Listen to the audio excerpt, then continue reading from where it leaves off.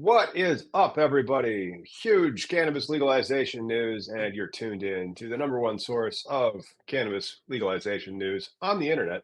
Our big news story has to do with why the rescheduling is taking so long. And then after that, we have some more national news and then some state news. Florida, because Florida's popping off here soon. We have some Name That Strain, and then we have more state news: Delaware, California, Costa Rica.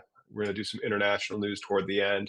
So stick around and let's get into the main lead story of the week. Why is Schedule 3 taking so long? It's trending. And so let's do that and bring on our co host.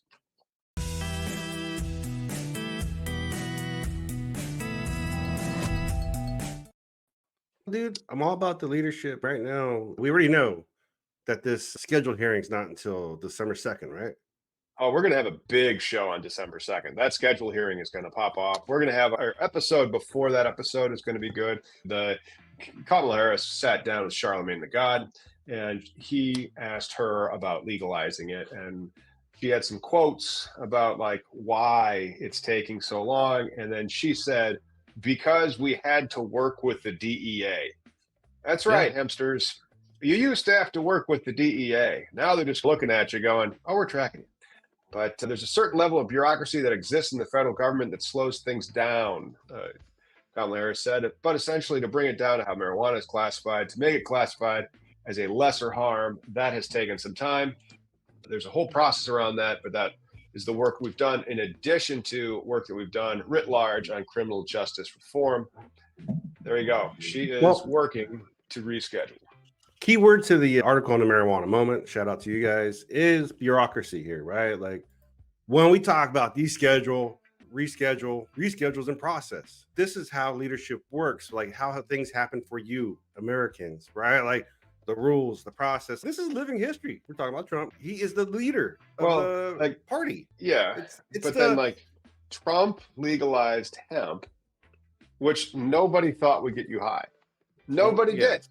Yeah. Nobody, if we go, because we were there, we were doing the podcast 5 years ago. And so one of my first little videos that I did after that was I went to the dispensary and bought some weed and said, oh, look, because of the THCA levels on it, it technically qualifies as hemp. It was a satire because the whole point is the 0.3%. The legislator believed that it wouldn't get you high. Mm-hmm. And that's what was legalized. And so like when they say that Trump legalized weed because of the Farm Bill, no, he legalized hemp, and then the entrepreneurs inside the hemp industry that couldn't sell their CBD created all these intoxicating hemp derivatives.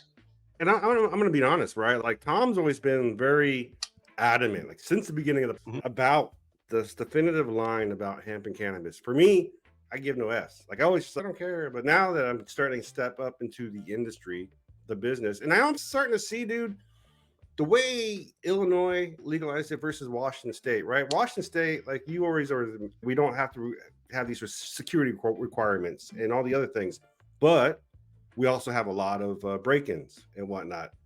You don't hear too many new things about that in Illinois, huh? Because of the security requirements, right? This is something that fundamentally, when it comes to a business, you got to think about. Rescheduling, it brings it. There's that. It brings it out of the shadows, but then the regulations are all at the state level. And so we have to do all these things at the state level. All of our product has to come through the state level. We're not allowed to outsource product. And then I stopped into, I was picking up a pizza for Friday night dinner, and I stopped into a smoke shop, and there they are. They're selling eighths for $30 for THCA, pre-packed right there. And they're advertising that they sell THC, and then you can buy vapes, and you can buy gummies, and you can buy THCA. And but that regulation comes down to like the transparency for the consumer. I'm fortunate enough to cannabis in itself. Like we have good cannabis where the farmer doesn't have to worry about, is this going to be 0.3% THC or not? And then if it is not, then how do I get it to, how I manipulate it chemically? Or if it is, now it's hot. Now what do you got? You got nothing, because you're still not allowed to use it as hemp, right? You're still not allowed to use it as concrete or CBD because now you have hot flower. So the whole thing about like the hemp industry, they're playing a game. They're playing this little like a COA game, right? Like I think the trappers, who I think this enabled, again, spray terms, right? Because everybody, it absolutely enabled all of that crap. And then now, like with they're all trying to sell beer or they're all trying to sell like weed beer. And so you go to any liquor store or any store, and then there's all these beverages that they have out there. And again, they're like, oh, it's legal. I'm like, yeah, if you only read half the law, if you don't read like the Food, Drug, and Cosmetic Act, it's illegal. But if you actually read that, they say you're not supposed to do this. They've sent out press releases. No one cares, which is nice. But then it means like, why do we have to go follow all these rules and regulations and laws to sell like plain old natural safe weed when you could sell Frankenweed or like beverage weed or any of the other ones without any of these? That was one of the other articles that was going around. The hempsters have their own industry group, and they have come up with a safe self-regulation, which whenever an industry says they're going to self-regulate, somebody's about to die. And they'll know that they're poisoning somebody, but they'll just keep doing it and say that it's not actually happening, because that's what corporations are. They're all sociopaths, and that they're going to try to safely regulate themselves. And they wanted to limit themselves to just Delta 8 and Delta 9. I'm like, oh, great. Why don't you just not get people high? We have to sell our products, but you aren't marijuana. Don't you realize that you have a huge misbranding case that could just totally take down your whole industry? Because like, you are branding something as hemp when it's clearly marijuana. And he had nobody from his last term doesn't want to come back. And so most of the people that worked with him last time are like, yowza, holy crap, let's keep this guy away from the nuclear codes. And then 50% of Americans, let's give him back the nuclear codes. So let's say that he wins. Nobody wants to work with him except for the 2025 people, which are pretty nuts. And so those guys will come in and ban it all, or they'll allow Schedule 3, and then they'll ban everything else, and then they'll enforce the law. We'll see what happens. Again, leadership, the bureaucracy of it all. Like, I used to think when I was younger and had hair, I never cared about politics. I want to legalize, like, to help get the Prop 215 signed. That was the only thing I could think of, right? Because it takes money, it takes energy, it takes time, it takes people with knowledge on how to submit the paperwork to get to a legal framework, right? Medical people, somebody in the comments a while ago commented on one of my posts about how, first, I always thought it was a joke when the Farm Bill passed, the Hemp Farm Bill passed, and these people come out with this whole full spectrum hemp. They're like, bitch, that's weed. That's all that is. That's just weed you let grow to be how it wants to be. But because you manipulated, or you're trying to play this time game of, okay, if I harvest it now, this is going to be good to go and legal. It's just dumb, and it's ignorant to the consumer. And the consumer, only the consumer loses this. And this is unfortunate, where the consumer is failing now. Like, it does help people, right? But there's this recent event that happened with that influencer, Eric Kahn, where he's branded with a Delta 9 company. Everybody should run from influencers. If you are listening to an influencer, that includes us, wave. My God, holy shit, these people should not be influencers. They should go to college. They should do something besides put on mascara and show people how amazing their stupid lives are on their fucking phones. It grinds my gears that these influencers are vapid, worthless pieces of shit that don't know what the hell they're talking about. Us included. But the ones like, I'd say the kids now, they're hurting the end user when they say they're the culture, right? Like, this is the thing, people, it does help people. But when you have a shitty company, and again, I'm going to say Bay Smokes, because that's who this whole thing's about. Bay Smokes. They create a partnership with him, and they're both like pointing fingers. And the next day, after this thing got all hot, their Twitter feed is still them trying to sell pounds legally, right? You said it's legal.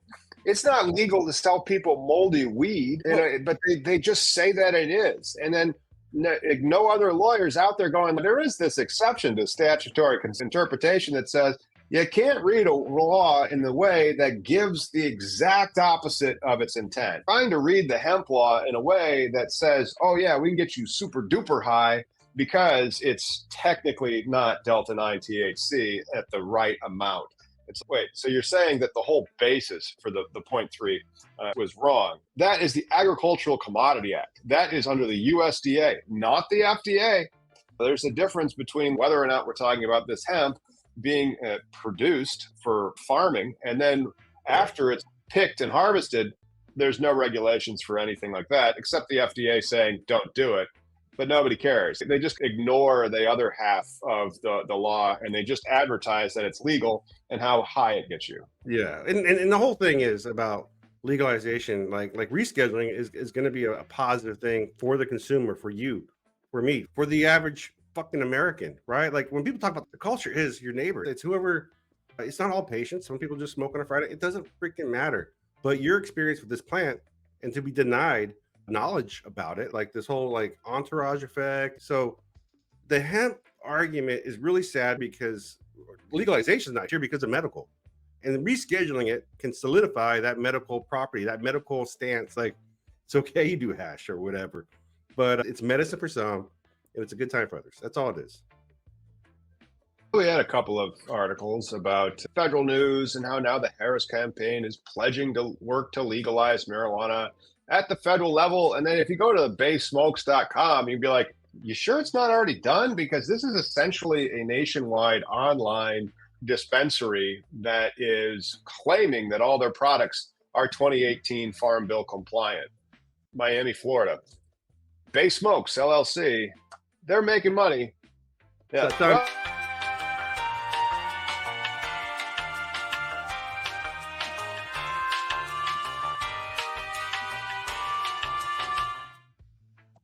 yeah. Need real weed. It's been hemp the whole time. Industrial purposes.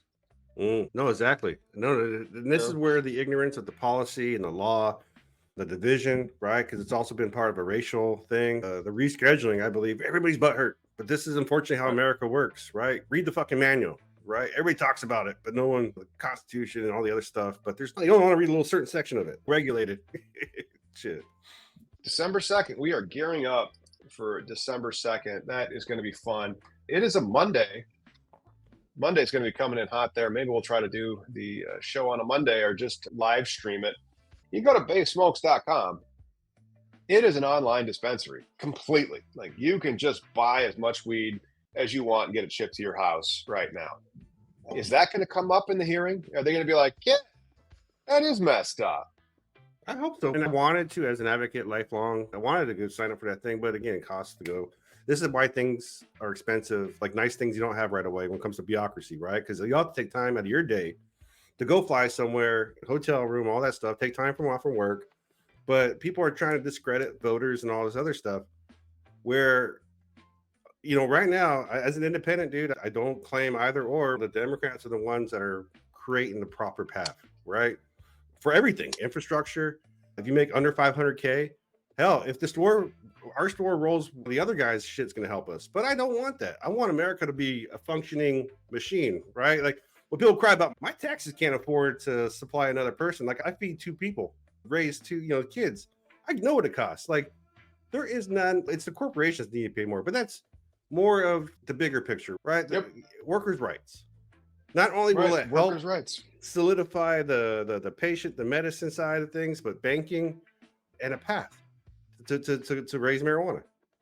This Supreme Court case, I need to follow it a little bit more closely, but the Supreme Court to hear a case of truck driver who failed drug test after taking a CBD product, advertised not as something that's going to get you high or fail a drug test, advertised as hemp, taking it for its CBD purported therapeutic purposes, and failed the drug test and was fired. So the Supreme Court is taking it, and they're going to be looking at the distinction between CBD and THC. Yeah. Even though these CBD products, they're full spectrum, as Miggy mentioned earlier, they contain THC and everything else that is in the cannabis plant that it was harvested from. When I first heard their story, dude, I was like against the trucker side, thinking, oh, this is some guy just, and again, because I didn't really view cannabis hemp industry as 2 different things, right? Yeah. And it's safe. It was tested. Yeah, there's a course of recall, right? And I don't think she was an asthmatic before, but she says she had an inhaler. And at first, nobody was putting blame on the influencer, right? Because it's like, hey, the company did it for you. But there's still shenanigans, I think, especially even with the company Bay Smoke itself, where in the cannabis industry, like the culture has always been about the grower, right? Like if Chad Westport gave me some weed, or Jorge Cervantes or Ed Rosenthal, these were trusted brands when it was taboo. But whose weed do we talk about now? Cookies, right? Bay Smokes. Runts. But like those are the Bay Smokes. Yeah.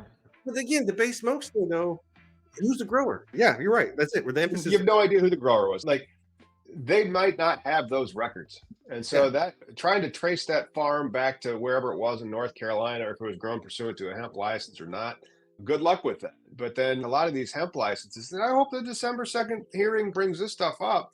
Like, Yeah. how do you license? Because then if you're growing the cannabis purported the predominantly, the reason you're growing the cannabis is for human consumption, it should be regulated the same for, it doesn't matter how much THC is in it or CBD, because you want pure good stuff making it to the people. You don't want no regulations and then say, like, doing chemistry to make whatever cannabinoid they can get that is under the threshold, because you can't play with good old plain old natural Delta 9. So you play with THCJD.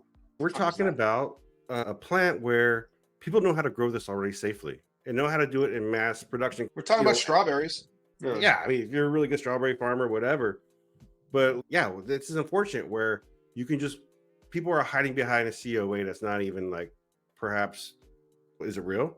They're hiding behind a COA that's not tied to a regulator at all or a There you go. supply chain at all. They don't want diversion. They don't want 500 tons going on. They're trying to prevent that because they want a safe supply and also the taxes. They want to get paid. What the consumer wants is low prices and quality products. It is what you told me it is, and the price is nice. And again, we just want the level of people are going to go to stores, pay the taxes, do a thing, the purchases, but it's not like greenhouses or garden supply places have been out of business now because of any market is like the strawberry market. I can buy strawberry seeds. I can go buy whatever seed I want. Once that parity happens, that's when you know you have real justice and equality, but we're not going to have that for a while. But rescheduling can help build us there. Yeah, but then you get like craziness. When there's money, there's politics. And speaking of money and politics, Elon Musk. And so he evidently has given $500,000 to oppose the legalization of recreational cannabis in the state of Florida. However, why? I thought Elon was supporting Donald Trump, who came out in support of Amendment 3 for legalizing it in Florida so that it's done safely and fairly. And so there's some political chicanery going on in the state of Florida. Elon Musk donates 500 large to anti-marijuana legalization effort. What if he owns a shit ton of those farms that Bay smokes? No, the farms, the Bay smokes. Because again, these guys are cutting deals that doing whatever they want to do with no one. And that's fine, because that's what we want for weed. That's what we want for cannabis. And not just hemp. Hemp is not cannabis. Rope, not dope, someone posted earlier. It's the Kentucky or Tennessee to buy the same shit. Instead, you got to go to a gas station. Those local law enforcement aren't going to prosecute. You're not getting a fair what cannabis is. You're getting spray terps and shitty shortcuts. But it's not properly go. But yeah, I bet you that's what he's involved with. If you're putting $500,000, billion, $500,000. Yeah. Faithful and Strong Policies, Inc., a group run by Florida-based attorney Scott Wagner, made a 500 large contribution to Keep Florida Clean, Inc. It's led by DeSantis' chief of staff, James Uthenmeyer, and he is committed to defeating Amendment 3, the cannabis legalization matter, at the ballot.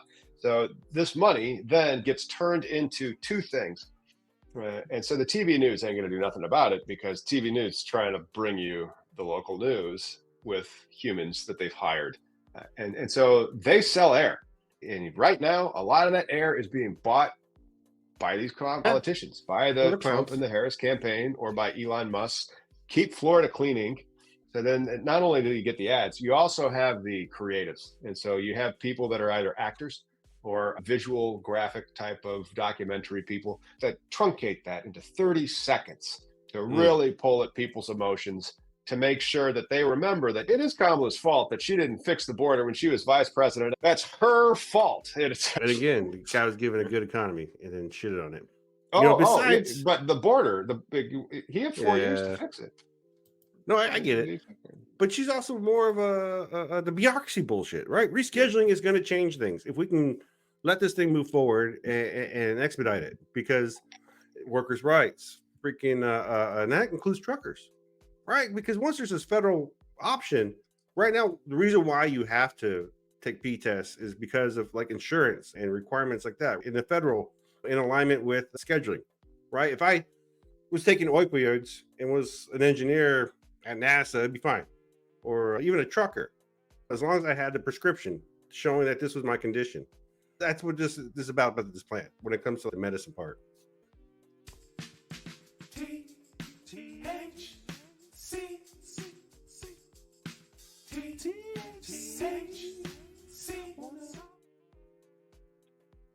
That is not, you cannot buy that at Bay Smokes.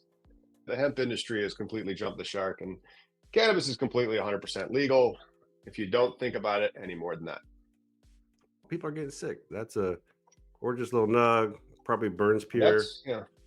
Yeah. Will, that one was grown on a license. Well, talking to Will, he was like, he would have had this image of going into a grow one day and be able to sniff from it and smoke it. I was like, you can't do that because you got to let it dry and cure and everything.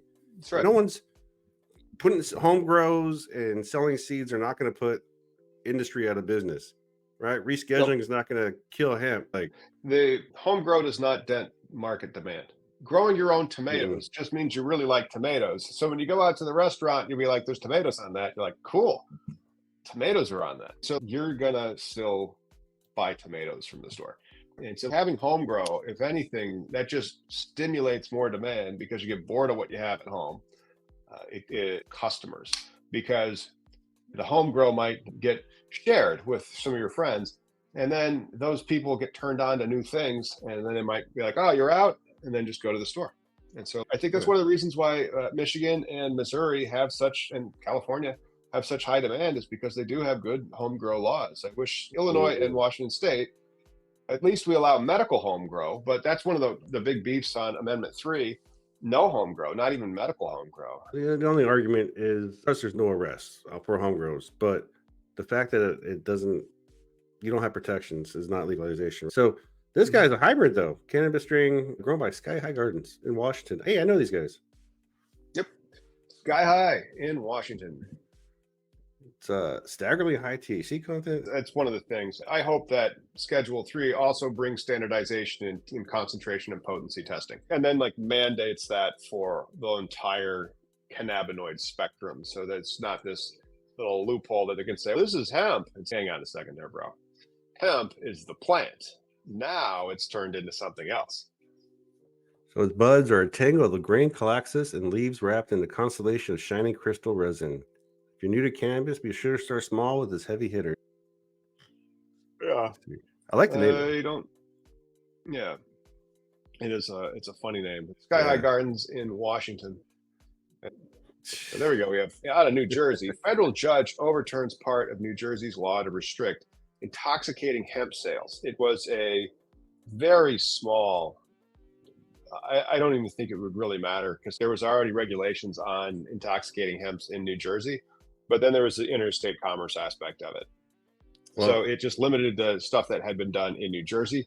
And you can't do that. That'll violate the Dormant Commerce Clause. When your state passes it, you're like, how come all these licenses are going to people that live in other states? It's because of the Dormant Commerce Clause, because you're not allowed to benefit in-state actors. They had benefited the in-state actors by saying that the intoxicating hemp products could not be grown only in New Jersey. And so that had gotten stricken. So now they have the ability to take them down, but it's just going to take a little bit more time.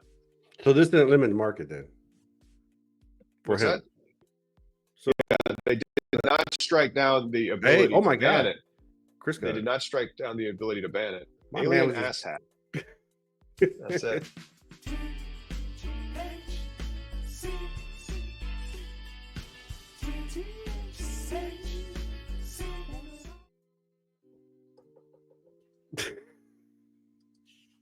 Yep.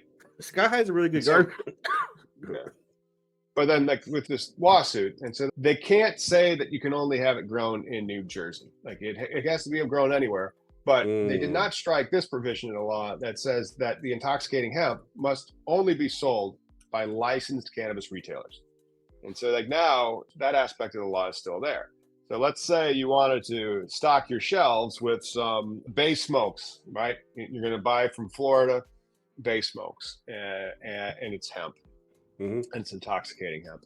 In theory, you could, but then you would read your rules and say you're only allowed to buy cannabis that was grown from other in-state license holders.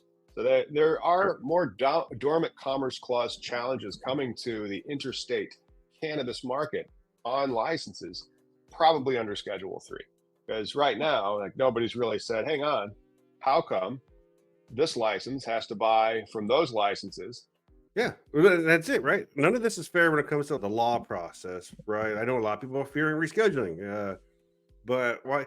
This is about the end consumer. If you're in the business, man, I get it. Like you're like, ah, fuck, now I got to deal with rules and actually pay attention to my place. Welcome to America.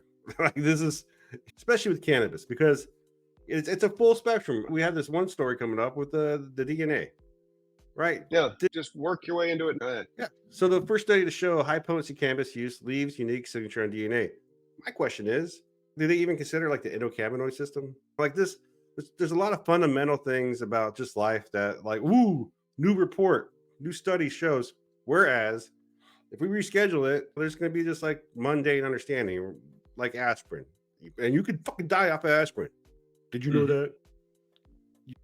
No, you can OD off Researchers aspirin, though. investigated the impact of current cannabis use, including frequency and potency, on DNA of a total of 682 participants. They looked at DNA methylation, a chemical process detected in blood samples that alters how genes are functioning and whether they're switched on or off.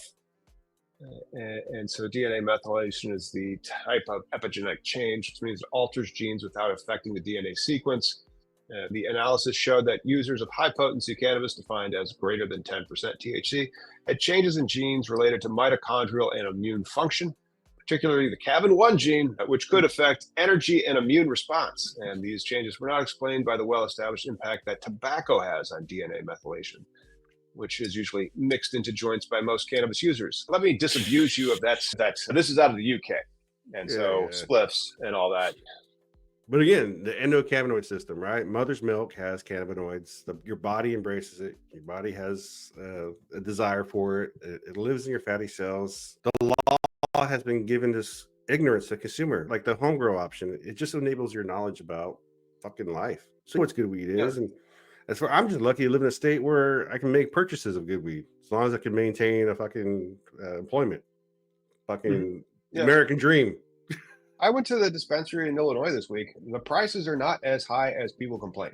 The edibles were affordable. And so it was actually just as inexpensive as buying hemp on the internet, which is nice. For us, it's Oregon, right? That's the cheap competition option, whatever. But the thing is, when rescheduling can happen, what happens, there will be this parity eventually where people will understand what good weed is. As long as you think hemp's good weed, you're losing. It's like thinking McDonald's is fucking cuisine. We thank you, hemp. You've done your job, your service, but say this is not what legalization is for cannabis. True legalization, at least. Yep. We had another story out of California. A California judge last week blocked the state's emergency regulations from restricting the sale of intoxicating hemp products. Going to continue blocking legal challenge brought by hemp companies. And so the ban on these hemp products in California remains. They did not get their temporary restraining order in California. Again, rescheduling was just, these will all be passe stories one day. Unfortunately, this is part of, everybody's fighting for little fiefdoms, man. And that's the thing. But this is, you want cannabis for human consumption. Okay, here are our rules for that. You have now introduced cannabis for human consumption into the food supply, and you're calling it hemp and saying the rules don't apply to you.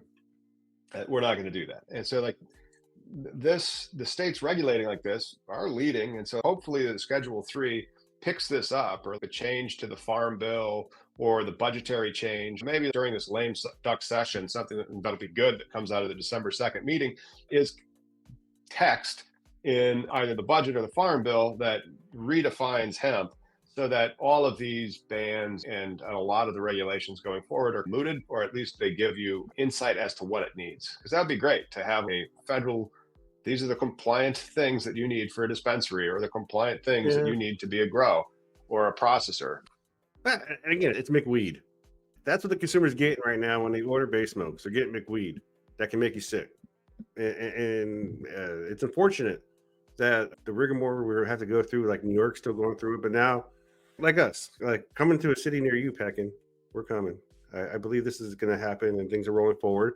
But I think we're going to be successful because we know what good weed is. We're going to have a relationship knowing that you guys only have so many vendors, but also hearing about the prices. Because I was really scared about selling $80 eighth, dude. I was like, man, because we might be like we would not carry that eighth. Like our eighths are going to be like it's the demographic that we're selling into is always low prices. Again, that's taken directly from Walmart, and so it's going to be like high selection, low prices. That's really it. Yeah. And if you do that and you communicate that, those are the people that are in the area that we're going to be selling into. We are not selling into Naperville, Illinois.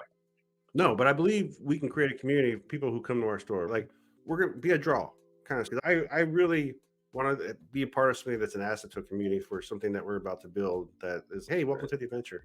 But hey, at least Delaware is making some moves too. It was $30 for the THCA flower eighth in the smoke shop without any regulation, and so $30 is the if you can compete with that, and then you still have to pay sales tax on it. There's a little bit more sales tax and excise tax on the regular natural weed, but that's really it. That's probably like $5 more of it. So that $30 eighth would be like 36 or so out the maybe 33, 10% sales tax and all that other crap out the door. And then you have Chinese weed or worse, as opposed to like high quality cannabis where you might have paid $45 out the door. And again, we're going to be a part of something like this. Is good news, Delaware, as far as the being on board with Delaware law protects banks that work with states' marijuana businesses. Banking's a huge thing. I asked the Washington State at an event here about loans, right? Like this whole cannabis business thing is not a going to the bank and say, here's my restaurant business plan and where I want to exist for a little bit. No, you got to have plans for the property, the plans for the business, plans to be negative for a while, which no one wants. There's going to be a lot of suck. But I know it's going to be good in the end because it's the way you guys regulate it.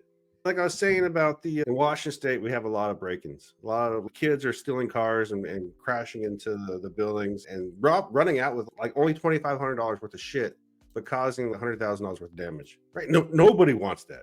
Nobody wants to that shouldn't be a liability for you to be in business and exist, but it is in the rec market, in the legal market. And protections and regulations are important because like I said earlier, you guys, when was the last time you heard of a fucking break-in at your guys' in Illinois? In Illinois? Yeah. I'm sure there's been break-ins, but you just don't hear about it. Really? Yeah. It makes news for us all the time. Right. All right. CBD from hemp kills mosquitoes, inflicting a 100% mortality rate on pesticide-resistant insects. High hemp. Insecticide hemp? CBD.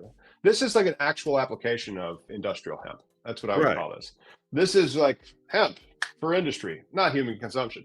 And so this was interesting in the sense that hemp kills mosquitoes, inflicting 100% mortality rate on pesticide-resistant insects. So DEET, for example, and OFF, that brand of bug spray. We could have had hemp bug spray. Wouldn't that have been something? Yeah. Do you think if rescheduling happens, I hope, fingers crossed, how would that affect the hemp farmer? Are they going to switch to cannabis? Or do you think they're going to maintain and do things like that where it does benefit humanity, right? Like biodegradable that was stuff. The whole point. That was the whole point. That's why it was so easy to legalize hemp, because it was supposed to be about all these applications that the cannabis plant has. That's when I always bring up Jack Herer and he gets out his little model boat and he just points at everything on the boat that's made of hemp. And then this lesser cannabinoid that we just invented in a lab gets you really high. Like he wasn't talking about that. He was talking about all this industry and purposes for that, and then food as well. So it's food, it's shelter, it's clothing, it's building materials, it's paint, it's varnish, it's bug spray.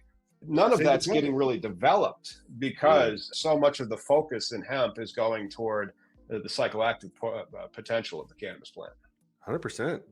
No, it's unfortunate, right? Hemp has so much options. We got the Costa Rica hemp story where Costa Rica's hemp sector grows with new licenses issued. So they're trying, but are they CBD hemp or are they exporting as like actual hempcrete? Do you know that's something that needs to be looked at? Like we're losing as farmers if all these other ones are being the hempcrete and hemp cotton, the American farmers losing out here.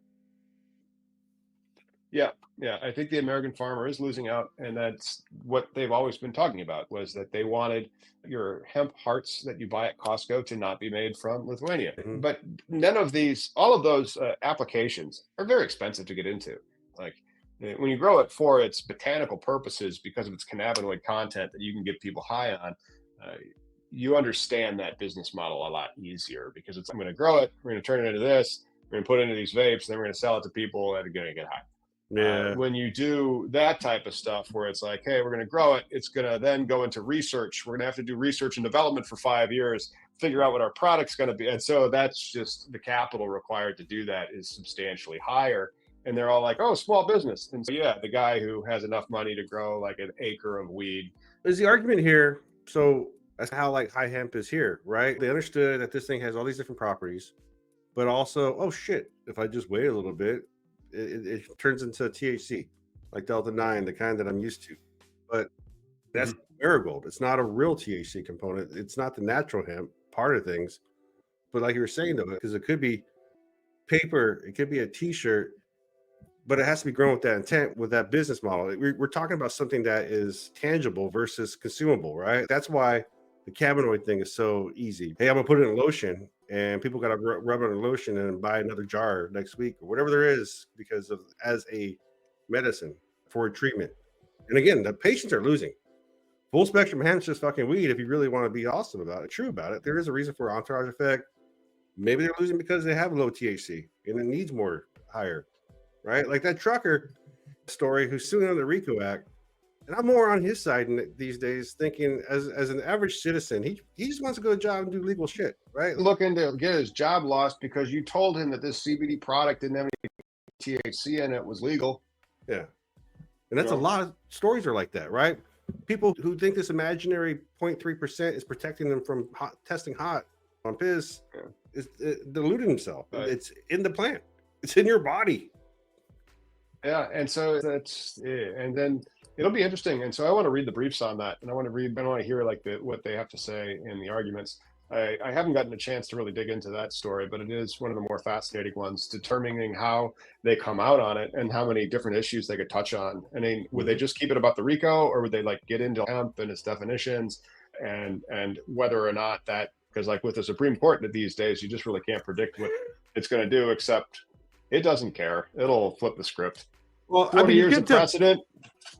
Fuck it. You can tell who cares because whoever condo they're going to that week or whatever billionaire bought them off. That's who they care about. It's nothing to do with the general population or what's right or wrong morality wise, right? That's how this law exists already. None of this had to do with morality. People tell us to get out of politics, but that's how we got here, right? Get out and vote. We only got a month. Shenanigans already going on. Check your registration. 2 weeks to vote. 2 weeks come Tuesday. So yeah, get out. Let's talk about the wonderful industry that is cannabis stocks. This is not great news if you are in cannabis stocks. Yeah, it's out of the Green Market Report. They have between $1 billion and $2.4 billion a year in interest revenue that lenders could stand to gain. The U.S. cannabis industry is just that I couldn't discern what the article was about. That's the thing. The lender's gain, isn't that a good thing for people who are into money? Yes, and so essentially what it means is that if it goes Schedule 3 and banks start lending, they could gain billions of dollars in interest. Because I want to see like how expensive is this going to be? Because they're always more expensive than you think. It's a functionality issue, right? Like once rescheduling happens, then there's paths for the banking, right? There's those protections with the credit. There's that. It was like a German company making purchases out here, but in the credit card commodities thing, right? They put it something else, but there's no cannabis option. So regardless, you got to break the law, like when it comes to that. But rescheduling will help build that. Will help create that infrastructure with the medical premise. But again, we're here because. Go ahead. Well, the article, what they're talking about is what happens if safe banking passes. And there are some banks that are already lending, but it's only about 7% of the financial and depository institutions are actually lending. The vast majority of them may get in with Schedule 3, more will start to come in. And then if they actually pass safe banking, because of Schedule 3, or just now Florida is also legal, maybe safe banking would pass. And then that is where all the banks would really start to come in. And that could give access to the banks to make billions of dollars on interest income, because there would be billions of dollars of loans they could make. Cannabis is a capital intensive industry. It just is. The dispensaries are about $1 million. That's real estate collateral. Yeah, but do you need safe banking for if rescheduling happens? Brian in the comments says banks are already lending to hemp. Just saying, but is that the case? Because isn't that even a bad decision? Banks, it's about, again, like, it depends on where they are on it. And so some banks will do hemp, some banks will do marijuana. And if they do marijuana, there's more regulations. So not all banks will do marijuana. It's only about 7% of banks will do marijuana. And that's the problem. And then more got into hemp, but now they're getting confused. And then all of them, they like to juice the rates a little bit because of the compliance costs. Probably got excited when they, and this is why I think that'd be a bad investment for hemp right now. Even if whoever's making money, because there are plenty of people out there right now off the hemp guys, this is the banking, like they just jumped into it. But once rescheduling happens, is it really going to matter?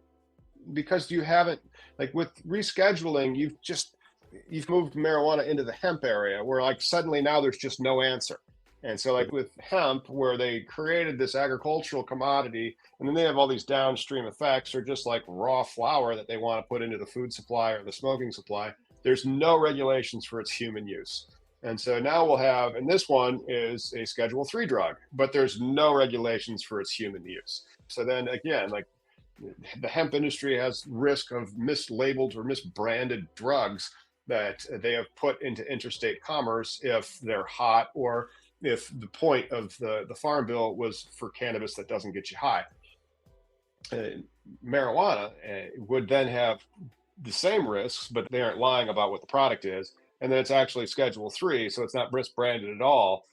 Then it would be more like those online ketamine, but not, because ketamine's like FDA approved.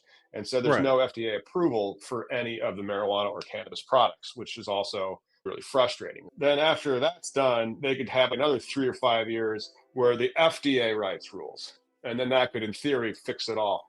It'll take forever. I realized just somebody made a comment. But like the thought I was trying to come together is everybody wants deschedule. That's the ideal. Let's go on the next story. So much this hemp argument, this hemp and rescheduling thing that happens. Everybody's deschedule. No shit. That's the ideal end game. But we have to make do with what we fucking got. Like the stock market. There are people who are taking this risk, but when you make something more like rescheduling federal, you're enabling it for everybody. There's a chance people can invest together, raise funds. That's how you come with that generational wealth. That's how you come with this family investment, right? Friends and family. Tom and I are now looking at 100K. You want to play? Come talk to us. Don't do that. No. Hang on.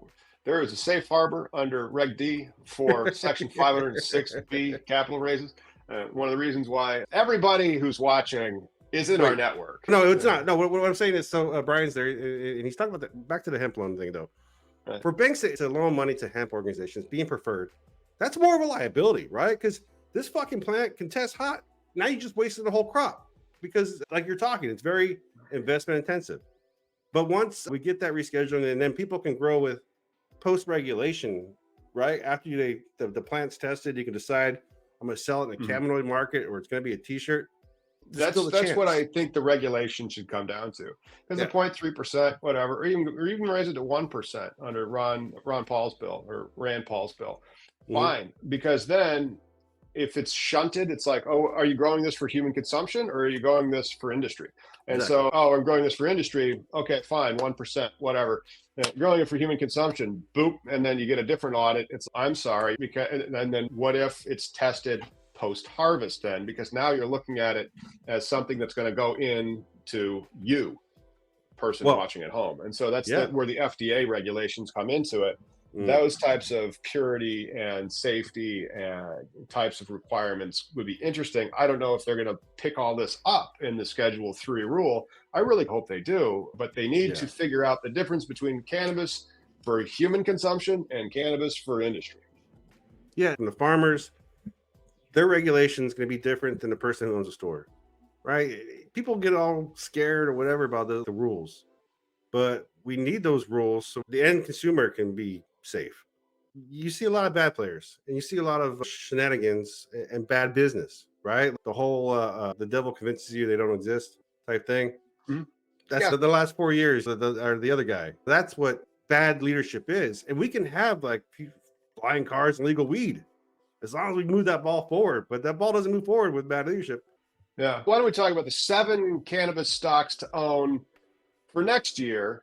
We're going into legalization and also Schedule 3, which some people think will never happen. I tend to think that Schedule 3 is going to happen. I just don't know how much the Farm Bill will be redrafted. So here are 7 stocks that you can buy right now, OTC, because you can't get them anywhere else as still a Schedule 1 substance. Ascend Wellness. So Robinhood or whatever. Yeah, you can pretty much any brokerage.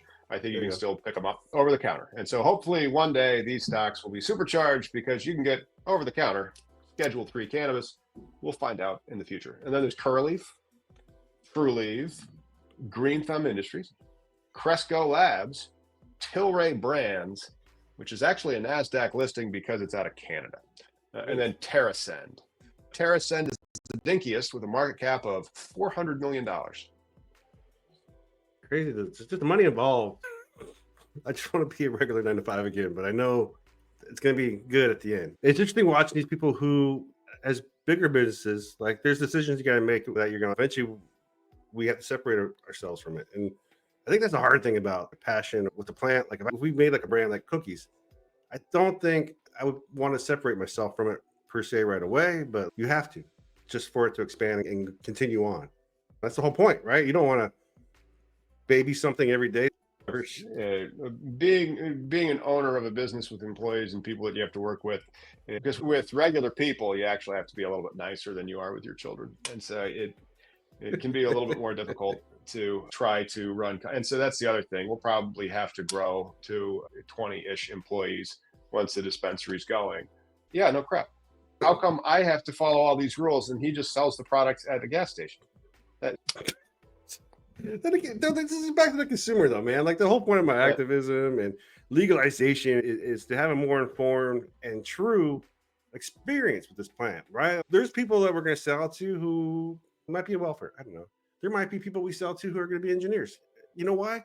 Because I've all smoked with all these people in my life, right? Like you have. We're going to have a gamut of the population. It's going to be interesting. Yeah, I do.